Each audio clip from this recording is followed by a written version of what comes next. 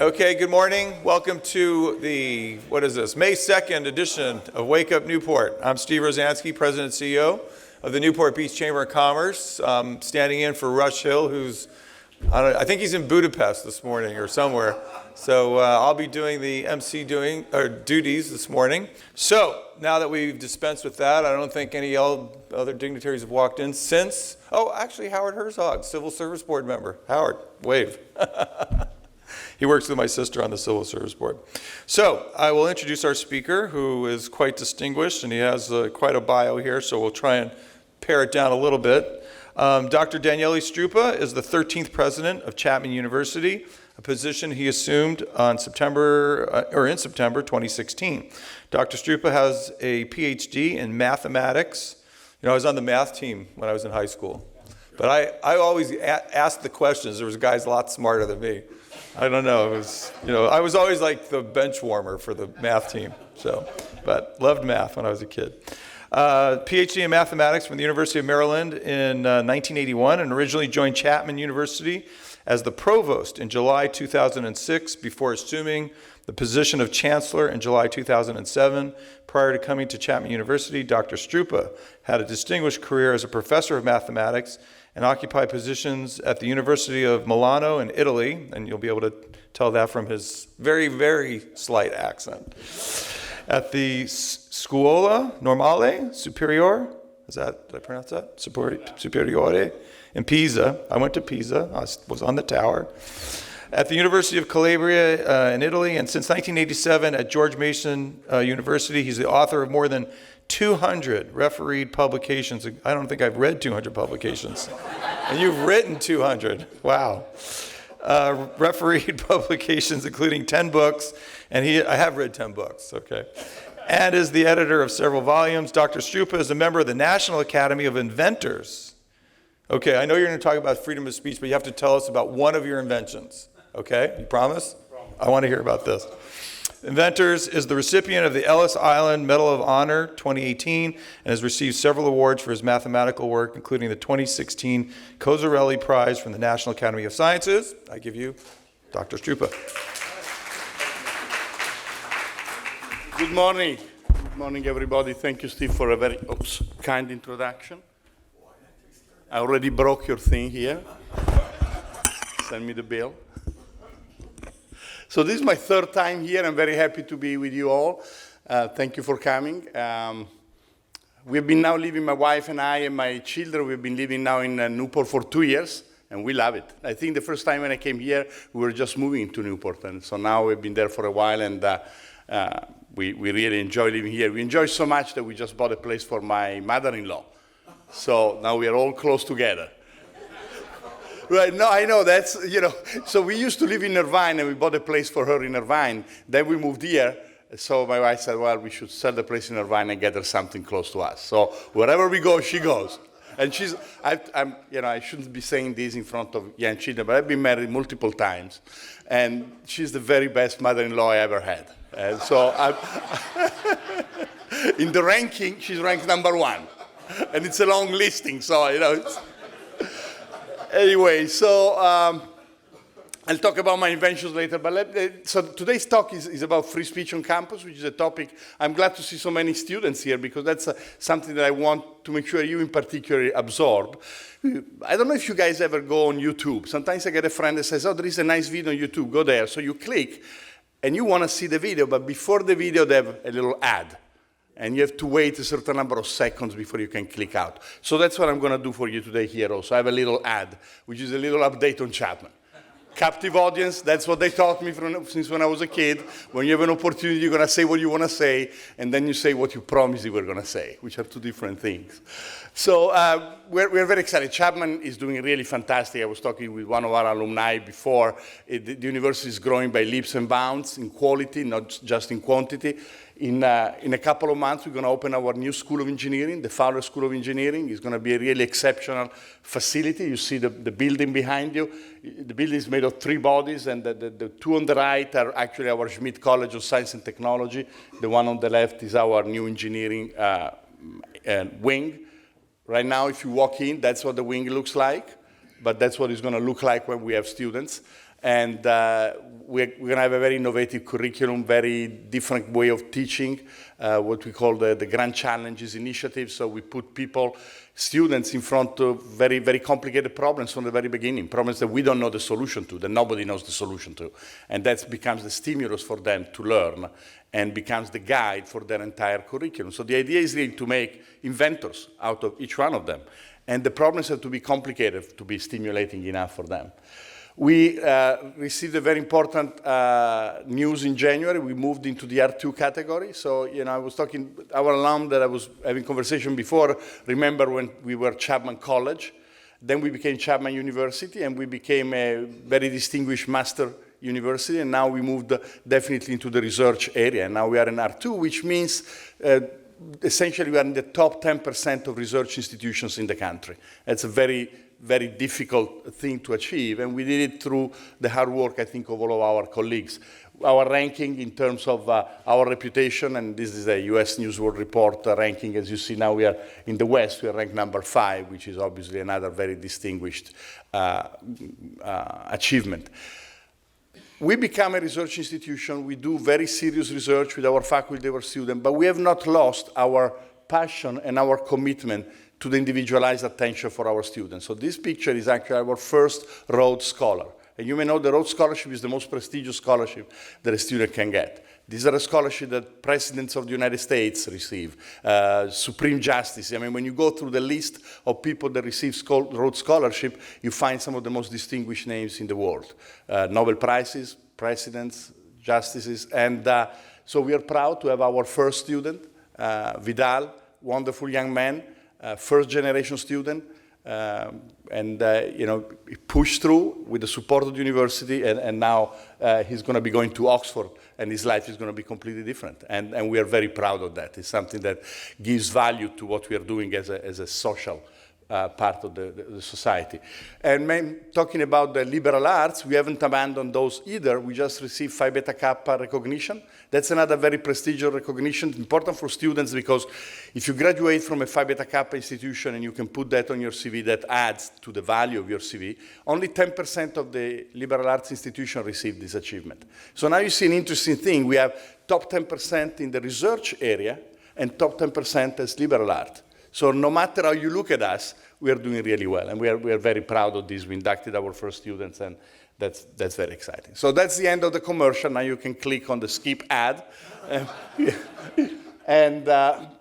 But I thought that this would be important, especially because I'm really happy about this idea that you have of having students here in the morning. They're probably happy because they keep going to class.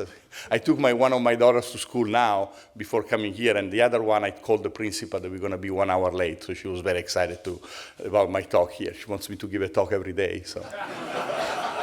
So she can skip the first hour. So let me talk about the freedom of speech thing. You've read this on the newspapers all the time. Freedom of speech, first of all, the United States is a singular country. When the Constitution was written, some people were concerned that the Constitution was giving too much power to the government and would limit the power and the freedom of the individuals. And there was a big debate. I mean, those of you who have an interest in American history and in political science will know that the founding fathers were not really unanimous on this idea. One of the greatest voices in favor of free speech, and in general in favor of the Bill of Rights, was George Mason. I come from George Mason University, so we have a statue of him on campus. It's in Virginia, with him holding the Bill of Rights. The first Bill of Rights was actually the Commonwealth of Virginia. And so the idea that shows how the foresight of our founding father was that even when you put the best government in place, with the best intentions, eventually the government is going to try to take over and tell you what to do. And so they had a list of things that the government couldn't do. And the first list of things that they put was this one. Congress shall make no law respecting the establishment of religion or prohibiting the free exercise thereof, or abridging the freedom of speech or of the press, or the right of the people peaceably to assemble and to petition the government for a redress of grievances. It's an incredibly powerful statement. Not every country does that. Let's just look at the first sentence about religion. This means that all of us, we can decide to worship whatever God we decide we want to, or to worship none of them, and nobody can tell us what to do. You can be Christian, Muslim, Jewish, Hindu, Buddhist, Baha'i, or you can decide that you don't believe in God, and that's fine too. Now, we know that there are lots of examples of countries that don't abide by this. You know, if you look at the theocracy in the Middle East, there are lots of countries where there is an official religion. But what you may not know, that even countries that seem to be very part of the big democratic group, like Italy, we used to have an official religion. Only recently it's been removed. In 1929, there was an agreement between the Italian government and the Holy See, you know, the Pope, and the Catholicism became the official religion in Italy, which meant every student had to go to Catholic classes in school. We had the crucifix in the classroom, and you know, Italy being the moderate place that it is, it wasn't really an oppressive regime. But I want to point out that this first sentence that for us is so obvious, the separation of state and church, is really not so everywhere else. And of course, the second one is what we're going to talk about mostly today, which is the freedom of speech and of the press. Why is freedom of speech so important? Well, there are lots of reasons I think that one could bring to it. The first, the most simple one, you know, listen, I'm a free citizen, I'm paying my taxes, I'm doing my job, I want to say whatever I want to say. So there is a very simple, non-philosophical reason, right? You can't tell me what to say. I want to argue about stuff, and if I don't like the president, I should be able to say so. If I don't like the mayor, I should be able to say so, and whatever. But there is a deeper reason, and the deeper reason is that we believe, I think those who wrote this believed, that freedom of speech is the only way to advance ideas and to challenge the status quo. Well, it is because of the freedom of speech that we had the founding fathers, but now we have fathers and mothers running the country. You know, we use this expression, the founding fathers. When Thomas Jefferson wrote, "We hold this truth to be self-evident, that all men are created equal." Well, what he had in mind for men was actually men, not the way we would think of now. Now when we read those words, we think everybody in this room, men and women, regardless of color, regardless of wealth. When Thomas Jefferson wrote that, men meant white, meant landowner, and meant males. How did the transformation happen? The transformation happened because of free speech, because people were able to bring up issues, have debates, and through that conversation, sometimes heated conversation, sometimes in the form of peaceable assemblies, the country evolves. So we believe that the freedom of speech is fundamental as an instrument of a vibrant democracy. It doesn't mean we have to agree, but it means that we have the right to say each other what we think, and we should be able to challenge each other, even with ideas that may be very controversial. I think that that's why we think it's so important. Now, when I look at our young students here, there is nothing more important than free speech in a university. University is the place where, of all possible places, you should be able to express what you think. Now, let me point out that the amendment doesn't say the university should give you free speech. It says the Congress shall make no law. So as a private university in particular, we could say, well, you know, the Congress won't make any law, but we can make our own laws. And in our university, we don't want you to talk about this stuff, we don't want you to talk about this stuff, and you can only speak freely in this corner. But I think that places like Chapman and many other universities, to be true, believe that the principle is so strong that it needs to be applied everywhere. Certainly we want to apply it on our campus. Now, has this principle been challenged? Yes, throughout its history, there has been tremendous challenges to the principle, because I challenge, you'll never find anybody that says, I don't believe in free speech. Nobody will say that. But what they will say is, of course I believe in free speech, but, or of course I believe in free speech, except, well, that's what this principle says. There is no but and no except. If I tell you that I love my wife and my children, I don't need free speech to protect me from that. Everybody would agree and say, yeah, sure, Daniele, good job. Yeah, we love them too. But what I need free speech is when I say something that is controversial. That's the point of free speech, and that's the point that sometimes escapes people. There are many legal challenges, and I'm going to focus on one that, for me as an immigrant, is particularly important. And I say it because I was born in Italy. Thank you for pointing out my accent. They would have never called it otherwise. Why do you have to say that? I would have pretended I was from Oxford. So it's kind of a little too refined for you guys, but that's how we talk in Oxford. But so I was born in Italy. So I came to this country as a choice. I was a professor in Italy. I was the chairman of the math department. I didn't have to come. But I decided to come. I decided to come because I believed in what this country could do for me and, frankly, what I could do for the country. It's been a great partnership. That's why I'm the president of the university. That tells you something about the United States, right? This guy who's a president still has an accent and has come here relatively recently. But to me, the symbols of the country are important because I chose them. The flag, to me, is important. When I see the American flag, when I listen to the American anthem, I get choked up because I wasn't born here. I decided to. I left the country that I also love. So one of the issues that is very important and that was debated greatly was the issue of the burning of the flag. And there is a very important decision, 1989, Texas versus Johnson. So let me tell you what happened there.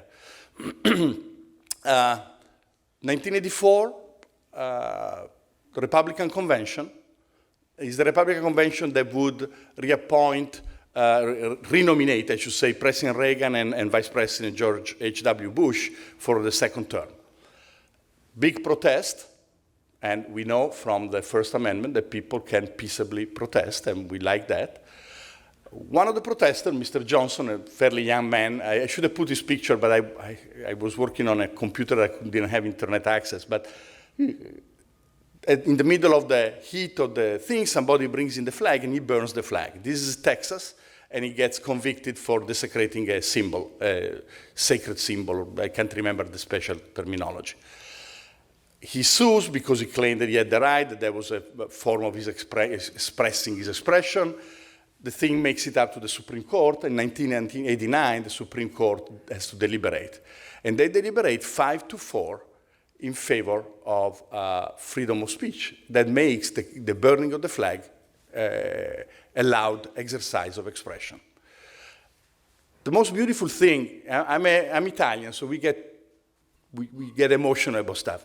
I'm going to read you the words that Justice Kennedy wrote when he concurred. Justice Kennedy was a conservative judge, but he concurred with this decision. But his words are so powerful that I hope especially our young students will read what this man said and will pay attention to the tremendous love that in these words appear for what this country is all about. These are just excerpts because, of course, you know how it goes in the Supreme Court. So there is a vote, then 5-4 win, then there is a dissenting opinion. In this case, Rehnquist was the one who wrote the dissenting opinion. And then sometimes, in rare cases, somebody that agrees with the decision wants to write his own stuff. And that's what Justice Kennedy did. Partly because I think people were expecting that he would vote against. So you want to explain how is it that somebody like me, conservative, country-loving, still voted in favor of that. So he said the following. I write not to qualify the word Justice Brennan chooses so well. Justice Brennan was the person who penned the decision. For he says with power all that is necessary to explain our ruling. I join his opinion without reservation, but with a keen sense that this case, like other before us from time to time, exact its personal toll. I like this, and we have 3 slides on his speech, on his writing. I like this because he shows something that we need to see in the people who run the country, which is their personal involvement. He's not just ruling, he's a man, and he's pulled by the decision that he has to make. And so in this humanity, I think he's really recognized what is best about us. Then he continues, says, the hard fact is that sometimes we must make decisions we do not like. We make them because they're right in the sense that the law and the Constitution, as we see them, compel the result. And so great is our commitment to the process that, except in the rare case, we do not pause to express distaste for the result, perhaps for fear of undermining a value principle that dictates the decision. This is one of those rare cases. As I said, usually the people who support the decision, that they don't have anything to say. The decision has been made, we won, we move on. But he said, no, because I really don't like the outcome, but I support it because it's the right thing.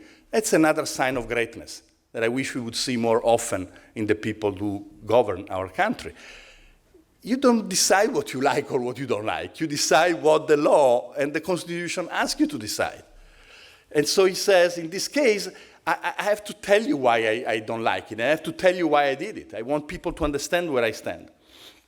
And he says, those symbols often are what we ourselves make of them. The flag is constant in expressing beliefs Americans share, beliefs in law and peace and the freedom which sustains the human spirit. The case here today forces recognition of the cost to which those beliefs commit us. It is poignant but fundamental that the flag protects those who hold it in contempt. Wow. This is so powerful. It's so powerful, and I want people to remember this whenever we get into a discussion about free speech. It's fundamental that the flag protects those who hold it in contempt. That's the power of our collective coming together. And that's why I'm proud to have become an American, because I realized through this decision that it was the right decision. We are willing to accept an insult to an important symbol because we believe in what the symbol stands for. So that, to me, that's why I'm so passionate about free speech. I'm passionate because of people like Justice Kennedy. And the interesting thing is that the protest at which the first flag burning took place was against President Reagan. Justice Kennedy was nominated to the Supreme Court by President Reagan. So another tremendous example of intellectual independence. It is obvious that this man loves the Constitution and his country more than any temporary partisan affiliation. And that, to me, is an incredible thing. So what's happened that we keep having to talk about this? That's what is demoralizing sometimes. If you read the newspaper, you see how many times universities trying to slap down free speech. And they do it with argument that Justice Kennedy could have used here. He could have said, hey, listen, free speech, of course, but the flag is the most important symbol we have. But he didn't say that. He said, I don't like that we burn the flag. I hate that we burn the flag. But the flag protects that act. And I think that the weakness that we see sometimes in universities is that instead of looking back at what Justice Kennedy said, we fall prey of this but variation. So of course we like free speech, but this is really too offensive. Well, no, that's the entire point of free speech is the protection of offensive speech. People say, yeah, but what about hate speech? Well, guess what? Hate speech is protected by the Constitution. And what is hate speech to you may not be to me or vice versa. As an immigrant who chose to come to this country, the burning of my flag is a form of, it really hurts me. I could say that's a form of hate towards those of us who crossed the ocean to come here. But it doesn't matter. Whether I like it or not, it's protected. So I wrote several op-eds on this. I wrote them on the Wall Street Journal and, of course, on the OC Register. Each one of them really has to do with different instances in which freedom of speech was being attacked. The first one, the one on the top, happened because we accepted some funding from the Koch Foundation. I don't know how well you know Koch Industries. They are one of the largest wealth conglomerate in the country, and they have a foundation that supports universities' research, and we received a significant donation from them and from two actually very wealthy donors that live in Newport Beach. They decided to remain anonymous, and we were attacked because of disagreement of faculty against what the Koch Foundation's principles are. The Koch brothers are essentially libertarians, very free market. Their work is in fossil fuel. I mean, they're original. I mean, now they're a huge conglomerate. Fossil fuel was one of their starting points. So there is a resentment. And, there was an article in which I defended the fact that academic freedom should allow us to get the money from them as long as they don't tell us what to write, which is certainly not the case. The second case, the November 29, 2015, there was a person who was fired by, I think it was Claremont McKenna. She was a dean of students, and she got in trouble because she wrote actually a very reasonable email to students and regarding, I think, the use of what are now termed offensive costumes during Halloween. And she made the point that, during Halloween, it's maybe it's offensive, but, it's Halloween. Well, she lost her job because of that, so that article was about it. I don't remember what the third stimulated the third, but the last one was about BDS. That is something that I'm strongly opposed to. For those who don't know, BDS is the movement to boycott, divest, and sanction Israel for their policies in Palestine. And that to me is another violation of free speech and freedom of assembly. You know, if my student want to go to Israel, they should be able to go to Israel. If a professor wants to go to Israel or want to invite an Israeli faculty or wants to have a partnership with the University of Tel Aviv, they should be able to do so. So these were some of the other things. And finally, the last situation in which I found myself, you see myself in the picture there, we had a big discussion a couple of months ago, no, a month ago, on a poster, The Birth of a Nation. I'll just take 1 minute. Do I have 1 minute? I don't want to hold you because I know everybody's got jobs to do. And I don't want the kids to miss too much school, mostly. I feel for them. You know, they have math waiting for them. You know, there is a math quiz today. You know, so we don't want to, we want to make sure they're there and they do all the math that they need to do. Yeah. So this is an example of how